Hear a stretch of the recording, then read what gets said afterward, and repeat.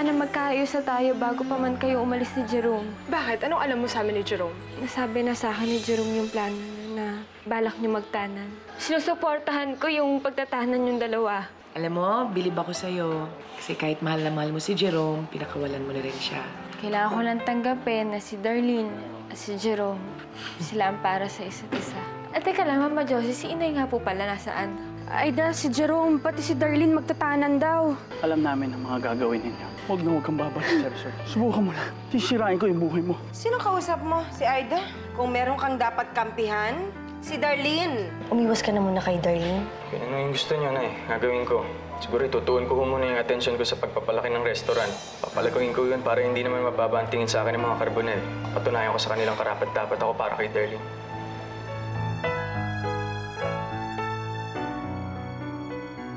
Ayun na nga, Mars. Ang kakausapin ko talaga dapat doon si Aida. Kaso pagdating ko, inabutan ko, nag-uusap sila ni Giselle. Tapos parang importante, pinag-uusapan. Tungkol sa negosyo? Hindi. Sekreto daw. Basta parang binibilinan ni Giselle si Aida na ilihim daw yung sekretong alam niya. Anong sikreto? Mamalay ko, no? Yun nga lang naabutan ko eh. Tapos pagkakita nila sa akin, parang gulat na gulat sila. Alam mo, Mars, tingin ko yung mga mayaman, ganyan talaga eh. Yung komplikado yung mga buhay. Kaya, sa isang banda, hindi ko yan masisisi si Darlene na gusto nang umalis sa kanila. Si Darlene, sana naman di siya nagtampo sa akin. Hinaalala ko lang naman sila ni Jerome.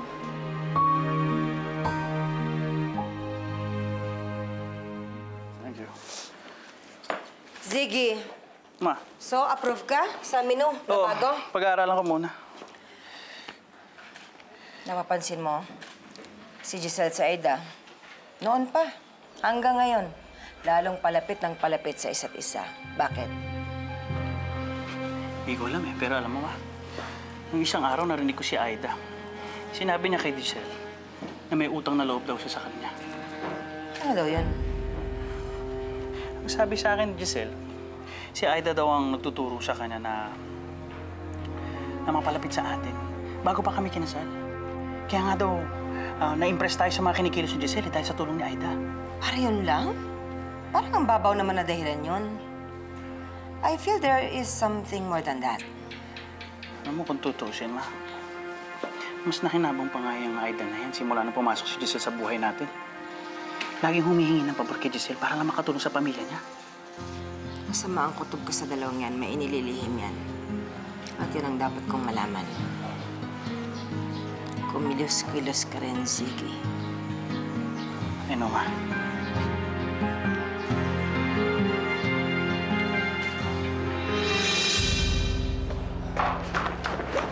Marilyn! Uy, Jerome, ano ginagawa mo dito? Ano kasi, kakausapin ko yung may-ari ng building na pagpapatuyuan ko ng restaurant. On the way naman dito sa inyo, kaya naisipan kong dumaan. Siguro, napilitan mo na yung sa amin ni Darlene, no? Oo nga pala, Jerome, gusto ko humingi ng tawad sa'yo tungkol kay Inay. Bakit? Anong ginawa ni Aling Perlita? Jerome, kasi siya yung nagsumbong sa inyo. Sinubukan ko naman siya pigilan, pero huli na yung lahat eh. Ayos lang yan, Marilyn. Ang totoo niya, nagpapasalamat nga ako eh. Kasi siguro kung di ginawa ng nanay mo yun, tapos natuloy yung pagtatana namin ni Darlene, daming tao madadamay. Dapat siguro nakinig na ako sa'yo nun pa eh. Alam mo, nangyari na yung nangyari. Huwag mo na sisihin yung sarili mo. Sabay na tayo? Sige. Punta. Thank you, ha. Kinuha kasi ni Lola yung cellphone ko eh. Buti na lang memorize ko yung number ni Jerome. So, ano nang update sa kanya? Is he grounded too? Nope. But guess what he told me? Si Nay Perlita daw yung nagsumbong sa amin kay Mommy. Wait. Nay Perlita? Di ba yun yung nanay ni Marilyn? Yup. Alam mo, hindi ko alam kung bakit niya gagawin yun. I trusted her with my secret. Wala naman siyang reason para pigilan yung pagtatanan namin ni Jerome. Siya wala. Pero yung anak niya meron. Balak talagang ahasin ng Marilyn na yun yung boyfriend mo. Imposible. Suportado ni Marilyn kung ano man kami ni Jerome. Naniwala ka naman agad.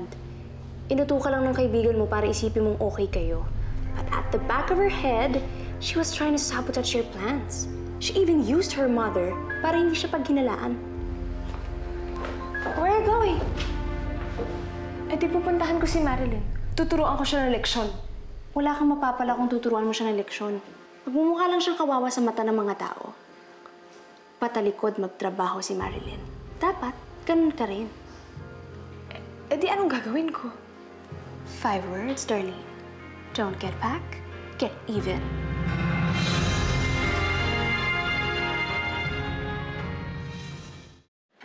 Ma'am Giselle, ayoko naman po talagang maglihim po sa inyo, pero ayoko rin naman po maging hadlang sa plano ni Jerome tsaka ni Darlene. Huwag ka mag-alala, Marilyn.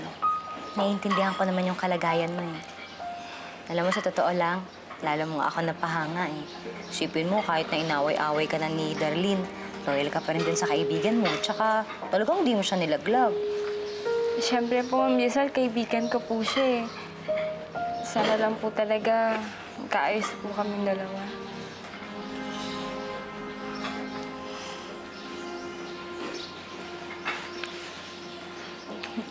Mommy, Anong gusto mo? hindi naman po kayo yung pinunta ko dito. Baby naman, tantanan mo na si Marilyn. Wala namang ginagawa sa'yo yung tao eh. Hindi ako pumunta dito para makipag-away sa kanya. Pumunta ako dito para makipag-ayos kay Marilyn.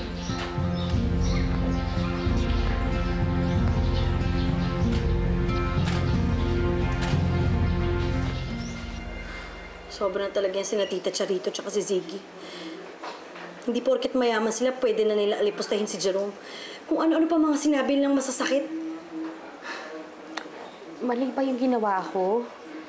Kasi kung hindi ko naman ginawa yun, baka naman natuluyan silang nagtanan. Tama lang ang ginawa mo, Perlita. Mas malaking gulo kapag natuloy yun. Perlita, salamat ha.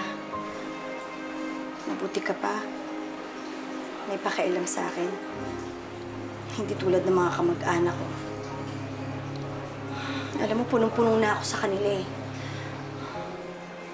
Okay lang naman kung ako apihin nila eh, pero huwag naman yung anak ko.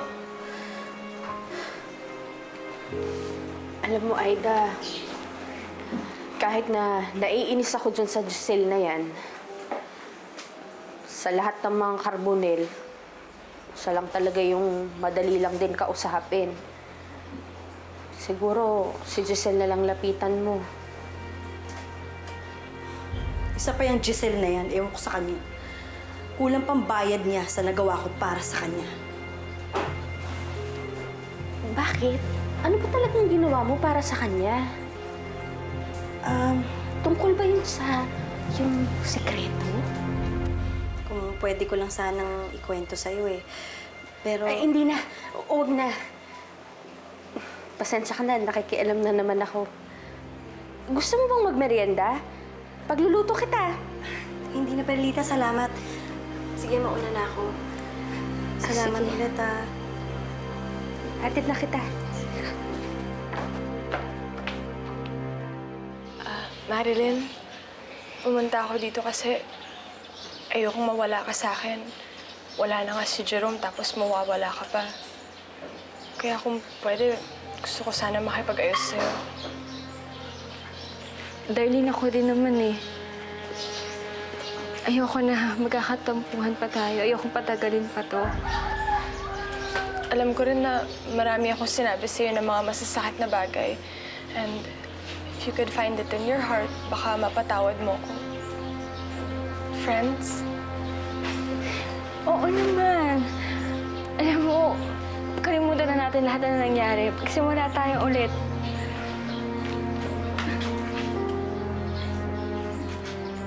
Nakakatawa ka naman, Darlene. I'm proud of you. Since magkaibigan na tayo, baka naman pwede mo akong samahan sa party ni Allison. Tinanong ko naman siya, tsaka okay lang naman daw eh. Pero Darlene, wala naman ako masyadong kakilala doon. nandun yung mga kaibigan ni Ryan, yung mga na-meet mo nung party niya. Tsaka, it could be like a celebration since magkaibigan na tayo ulit. Darlene, huwag mo naman painumin si Marilyn. Baka bumalik na naman dito ng lasing yan. Hindi ko na ho yun gagawin. Okay. This time, I'm going to be a good friend.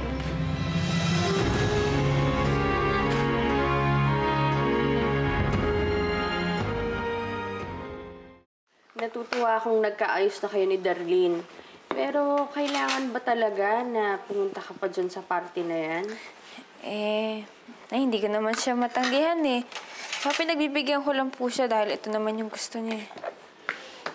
Sa bagay, baka gusto lang bumawi ng kaibigan mo. Sino naman yan? Si Jerome po. Pinapaalala lang niya sa akin kung anong oras yung pagbisita ko doon sa location kung saan niya itatayo yung restaurant niya. Si Jerome, magkakaroon ng sariling negosyo? Nay, alam niyo ba, super proud ako talaga kay Jerome. Total, day off ko naman bukas, kaya nag-volunteer na rin po ako na tutulungan ko siya para sa pag-aayos ng restaurant.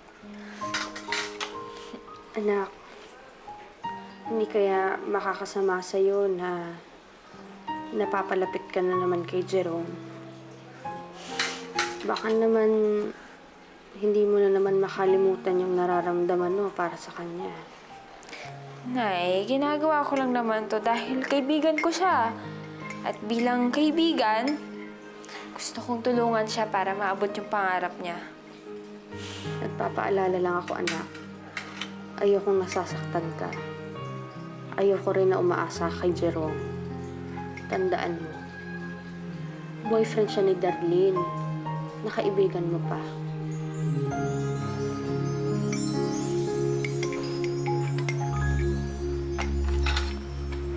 Napaniwala mo ba si Marilyn na bading na kayo?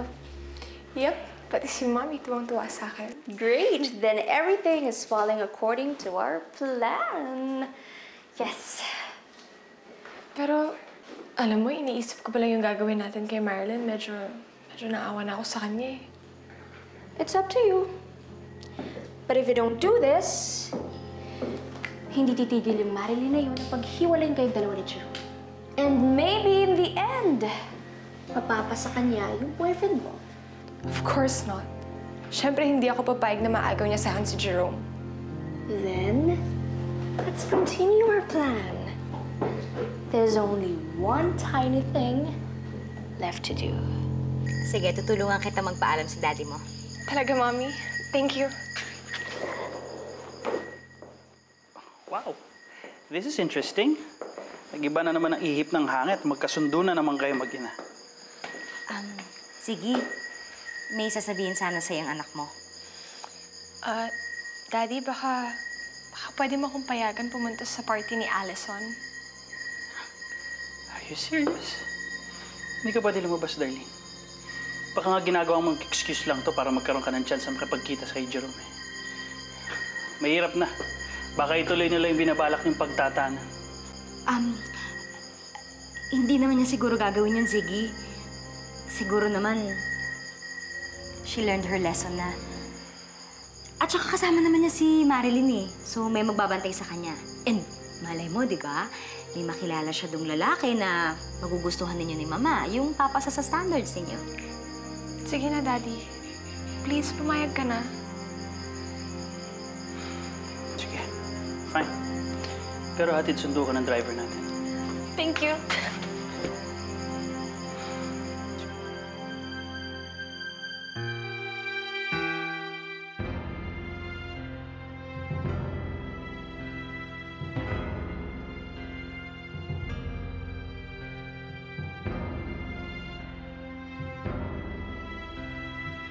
Five words, Darlene.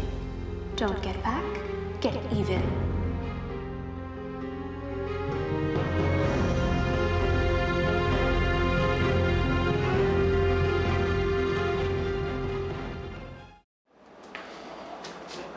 Ito na yon. Ay, gayon talaga. Yan lang pasok sa budget namin ni Jerome eh. Kaya mo kapag ako'y nakapag-resign naman sa resort, edi makakabili tayong mga bagong gamit sa kusina. Oh, Halika, titignan mo din ha. Ikala kay ganaray. Tignan mo itong pinto din ha. O, yan. Yan ang kusina. Halika. Uy, Jerome, okay ka lang? Oo, ano lang. Kinakabahan lang kasi ako, Marilyn eh. Ito yung unang beses na sasabak ako sa negosyo. Paano kung pumalpak? Paano kung malugi? Kaya magsalita. Always think positive. Ako nga, na-imagine ko na yung business mo dito eh. Sipin mo ito yung mga tables, ayan, mga tables. Tapos, kung hindi doon, pwede dito. Dito mo ilalagay yung mga cakes mo. Tapos, sa labas naman, makikita natin Jerome's Kitchen.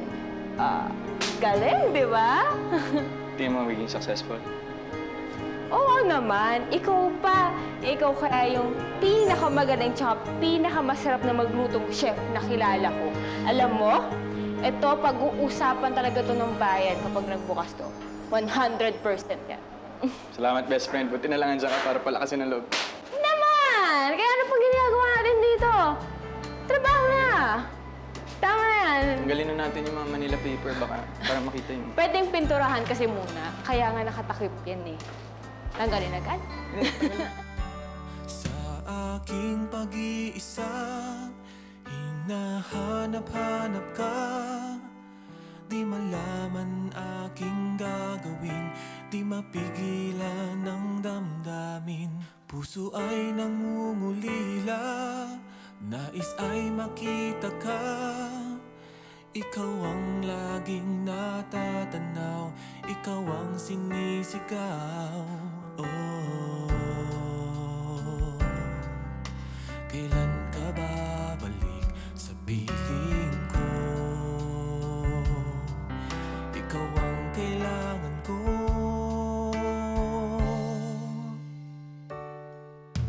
Sana'y muling marinig ang tinig mong nagsasabing ang minamahal mo ay ako. Puso ay muling buksan, bigyan ng pagkakataon, pagbigyang muli ang puso kong umiibig sa'yo.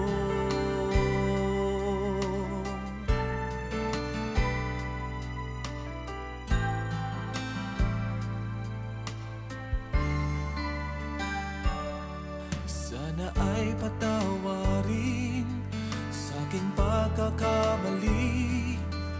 Di ko kayang muling saktan ka at iwanan kang nag-iisa. Puso May auto ba? Sana may dinner ba tayo dyan? Ay, saan nyo na yung pambayad ko sa pagtulong nyo sa akin dito? Naku, wala yun. Lakas-lakas mo kaya sa amin. Saka nga pala, Jerome, sa susunod na day off ko, dadalo ulit ako dito at tutulong ako. Oo ba, Marilyn? Salamat. Sandali. Bawalin ko na lang, Aray. Ako nga pala babalik pa sa resort at ako yung may asikasuhin. Ayaw nga pala, sabay na po Sige, tayo. ingat kayo. May usapan nga pala kami ni Darlene, sasamahan ko siya dun sa birthday ni Allison. Kaya una na ako Oo, nabanggit nga niya sa akin yun. Ingat kayong dalawa Sige, Chef, salamat po. Ay, yung tubig din na. Pakiayos na lang ha. Oh, Ay. Marilyn.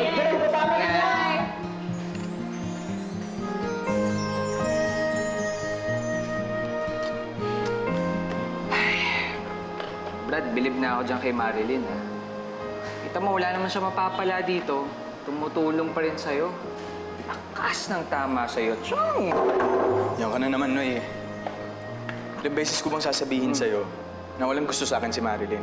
Mabait lang talaga yung best friend ko na yun. Ay, sus! Ikaw lang naman hindi nakakapansin eh. Obvious naman sa mga kilos ng Brad. Type na type ka. Kaya kung ba't di mo nga pansin? Kasi nakatuon yan lahat ng atensyon mo sa girlfriend mo. Mga ngiti sa'yo.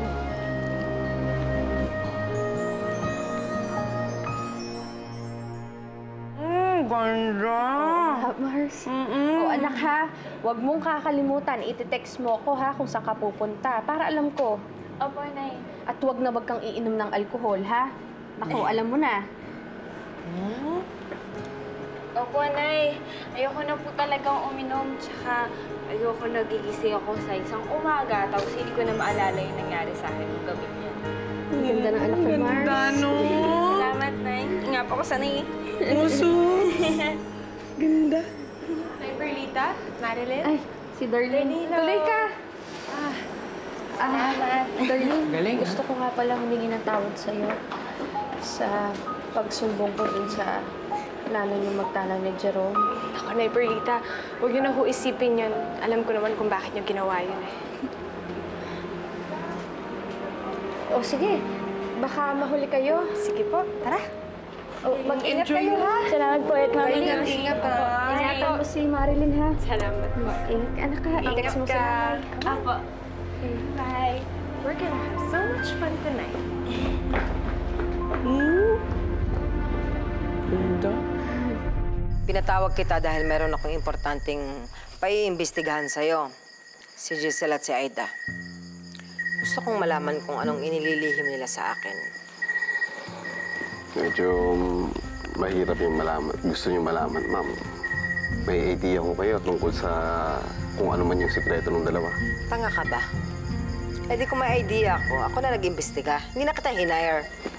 Gawin mo na lang ang inuutos ko. Manmanan mo yung dalawa. At gusto kong malaman kung ano yon.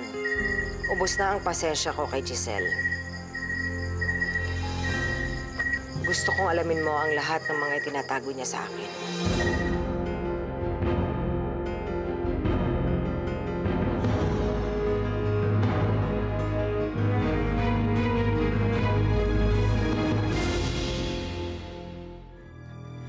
Langit na mitlim We have a special guest.